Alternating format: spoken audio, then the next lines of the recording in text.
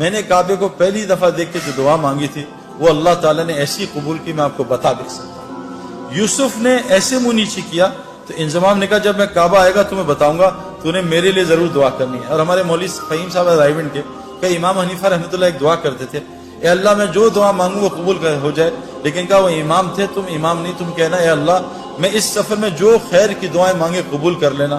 یوسف نے جب کعبے کو دیکھا اور یوسف کی بیوی نے کعبے کو دیکھا، دونوں نے چیخ ماری اور اتنا روئے ہیں کہ میں آپ سوچ سکتے کیوں، کہ ان کا دل پاکیزہ تھا، نئے نئے مسلمان ہوئے تھے، ان کو کعبے میں پتہ نہیں کیا نظر آیا جس کو میں اور آپ دیکھنے سے محروم ہیں۔ واپس آئے، یوسف نے کہا آج کے بعد ایسی کی تیسی، میری کرکٹ جائے جان جائے جو مرضی ہو، میں کلمہ اناؤنس کروں گا۔ عبدالوہاب صاحب حاجی سے مشورہ کیا، حاجی صاحب سے، حاجی صاحب نے کہا اعلان کر دے۔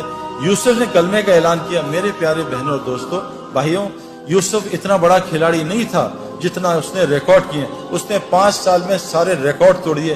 بریڈ مین دنیا کا بہترین کھلاڑی، اس کا ایک ریکارڈ توڑا، 2 شاید۔ ویو ریچرڈ جو میرا فیوریٹ کھلاڑی تھا اس کا بھی ریکارڈ توڑا۔ اتنے 5 سال میں ریکارڈ توڑ دیے کہ ہم حیران پریشان رہے۔ میں آپ کو صرف یہ سمجھانا چاہتا ہوں، دین میں لگنے سے دنیا کہیں نہیں جاتی۔